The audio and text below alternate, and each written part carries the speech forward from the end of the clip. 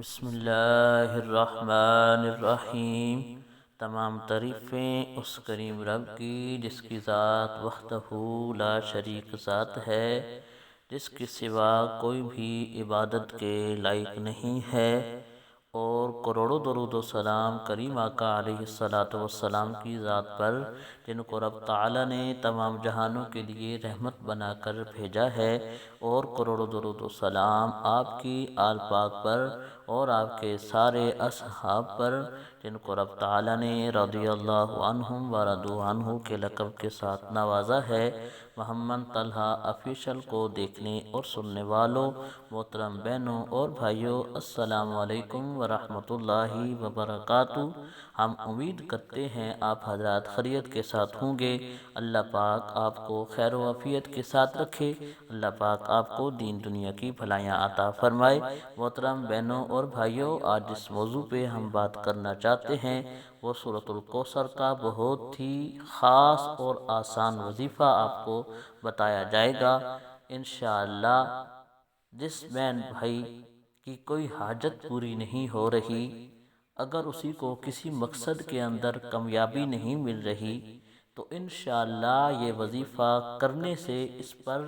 بتائی ہوئی طریقہ کے مطابق عمل کرنے سے اللہ پاک ہر حاجت دنیاوی دینی پوری فرمائے گا، اور ہر مقصد کے اندر انشاءاللہ اللہ پاک کامیابی عطا فرمائے گا۔ محترم بہنوں اور بھائیوں، وظیفہ کی طرف جانے سے پہلے آپ سے حسب معمول آدمانہ گزارش ہے کہ پوری ویڈیو دیکھنے کے بعد اگر ہماری ویڈیو آپ کو پسند آئے، ویڈیو کو پھر لائک کر دیں، چینل کو لازمی سبسکرائب کر دیں، گھنٹی والے بٹن کو دبا دیں تاکہ ہر نئی آنے والی اسلامی معلوماتی ویڈیو آپ کو مل سکے۔ جزاک اللہ۔ محترم بہنوں اور بھائیوں، سورۃ الکوثر کا وظیفہ ہے، اگر کوئی بہن بھائی چاہتا ہے، اس کی کوئی حاجت پوری نہیں ہو رہی، یا وہ کسی مقصد کے اندر مشغول ہے اور چاہتا ہے کہ اللہ پاک اسے اس مقصد کے اندر کامیابی عطا فرمائے، یا کوئی بہن بھائی شادی کے مسئلے کے اندر پھنسا ہوا ہے، چاہتا ہے کہ اللہ پاک اس کی شادی کے لیے کوئی سبب پیدا کر دے، اسباب پیدا کر دے، تو انشاءاللہ یہ وظیفہ ہر ایسے عمل کے لیے بہت ہی فائدہ مند ہوگا۔ محترم بہنوں اور بھائیوں، وظیفہ کرنے کا طریقہ یہ ہے کہ اول آخر 11 مرتبہ آپ نے کریم آقا علیہ الصلوۃ والسلام کی ذات پر درود شریف پڑھنا ہے، اور اس کے بعد 21 مرتبہ سورۃ الکوثر پڑھنی ہے